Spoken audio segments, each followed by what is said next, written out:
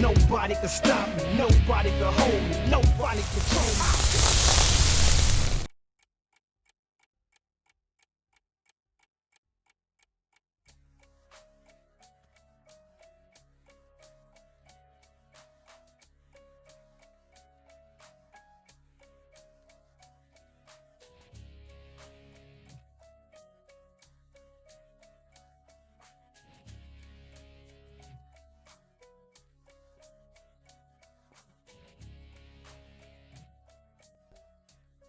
Welcome back to the MVP's Lounge, AEW Dynamite review starting now. MJF makes his return, pulls back up to cut a promo, pretty much attacking Will Ospreay, Swerve, Okada, every big name there. He pretty much attacks all of them.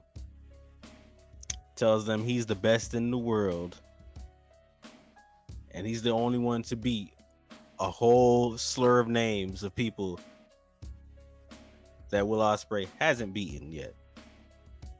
So he's just naming off a bunch of people and telling them he's the best. Like, and he's back to get the AEW World Title. Out comes Roosh, who in my first note here I wrote he looks exactly like MJF but just Hispanic. Like, he's literally just Mexican MJF. But Roosh is cutting his promo and words are being spat out that half of us wouldn't understand. And then the ending portion was, you mess with the bull, you get the horns. And MJF immediately buries Roosh. And he also buries production. And it's like, yeah, we barely hear anything you said. We don't understand anything you're saying.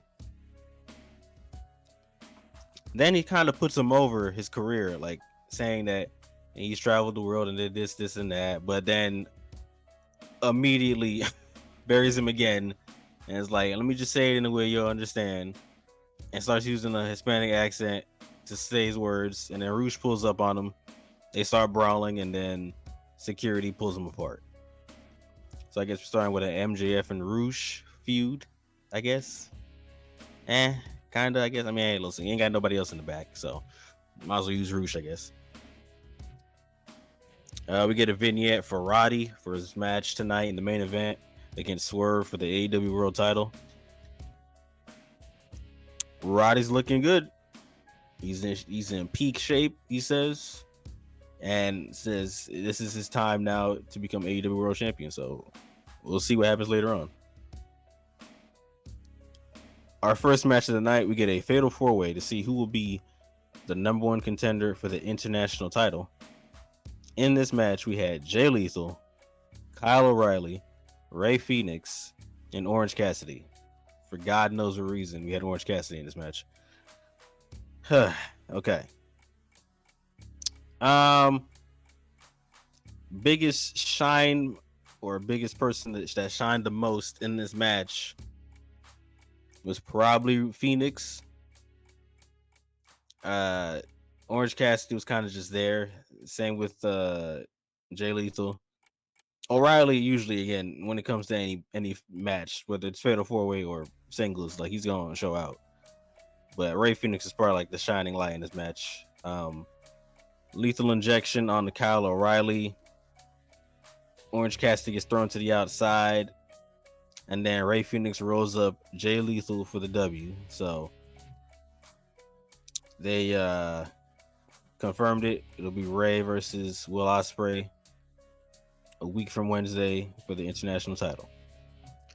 After this match was over, Trent Beretta and Don Callis come out with a chair ready to use it on Orange Cassidy, but then Cassidy meets him with a chain in his hand.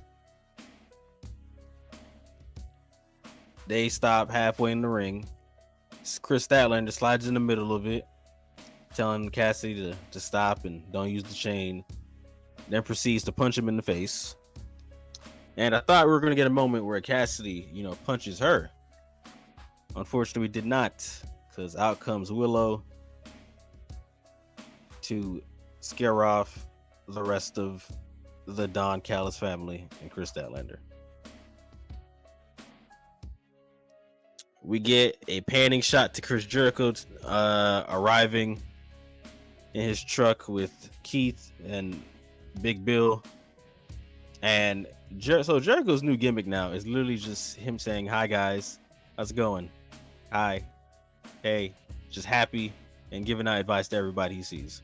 So literally he critiques the cameraman. He's like, "Hey, this is how I would have panned to this shot. I've been in this business for 30 plus years. So you should listen to everything I'm saying. That's it. Thank you guys." And then just leaves. Like that's his gimmick. He's literally just off a perk and just happy and giving out advice. We pan to a TNT Championship qualifying match. This is our second match. The first qualifying match happened on Rampage, which again most people don't watch, but on Rampage, Takeshita beat Pentagon, so he's already qualified. So our second qualifying match is Mark Briscoe versus Brian Cage. They don't really do nothing with Cage, so I kind of had a feeling he was going to lose his match, and he did, because Mark Briscoe got the W. So shouts out to him. Let's see. Tony Nese and Ari Daivari pull up on Hook and Samoa Joe backstage. They steal Hook's chips, and Hook was gonna attack him, but Joe tells him that he needs to control his anger. We're gonna wait for the right time, and guys like them don't know about killers like us, pretty much. So Joe and Hook, they got this sensei student thing going on. Joe will definitely teach Hook the way, and I think this is actually good for Hook. This will get him some extra needed skills in, I would say, promo, aura, and demeanor that he can get from Joe.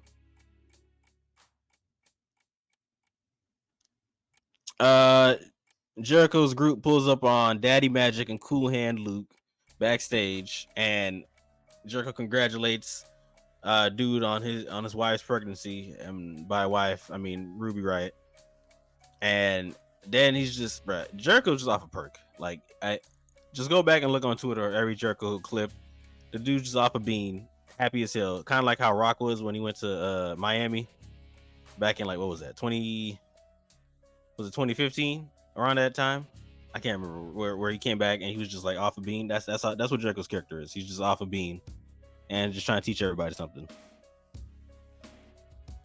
The Acclaimed come out for a segment, but it gets cut by the EVPs, and they tell them that we're cutting your segment off TV because they said something about them. And yeah, that's that. Mercedes versus Stephanie vignette. They show the promo video for their matchup they're gonna have at Forbidden Door.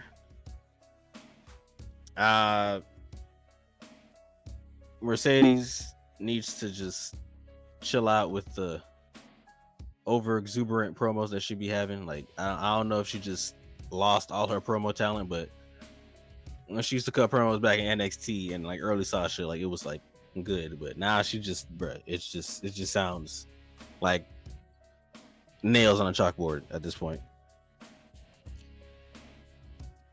After so many months, we get the Blackpool Combat Club versus a bunch of CMLL dudes.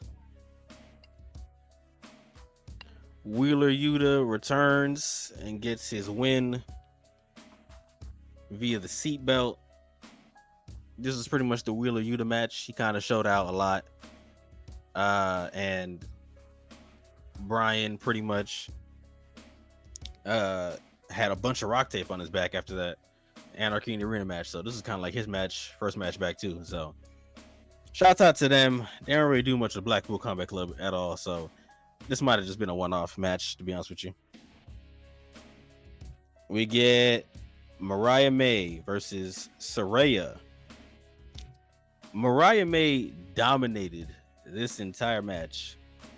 I fully recommend to go back and see it, but Paige or Saraya got in like a couple big shots, but like, nah, Mariah May dominated this whole match. She should have won it, but due to Tony Khan's booking, Paige made her tap out with PTO. If that's even is, I don't even know if that's what they still call it, but I just called it that because that's what we used to call it. Anna Jay and Saraya start fighting Tony Storm, and they start beating up on Mariah. Then out comes Mina Shirakawa for the save. And pretty much the story we got now is Mina fighting for the love of Mariah and trying to take her away from Tony Storm. But Mariah May is trying to keep them both together. So we'll see how that goes in the incoming weeks, because Mina does have a match against Tony Storm at Forbidden Door. So this probably won't end well. This probably will not end well at all. Jericho segment again. He's still off the bean, and he invites Private Party to come on his Learning Tree show next week. We get a promo with Brian where he says in AEW he hasn't had the career he wanted. It's been L after L after L after L after L, and he needs to have one last shot at the AEW World Title. So says he's gonna enter the Owen Hart tournament, and Tony said whoever wins it will get a title shot. So he's gonna enter it and try to get his W. So let's see if Brian in his final run will get what he wants. We are now in the main event. Swerve Strickland versus Roddy Strong for the AEW title. Roderick Strong doesn't have bad matches. The dude just can't have, like even though yes, his promo skills are kind of meh, and he is kind of bland a bit sometimes. It's the dude when he has a match. There's no bad Roderick Strong match. I dare you to find one, because you can't. Like, the dude just knows how to put on top tier work.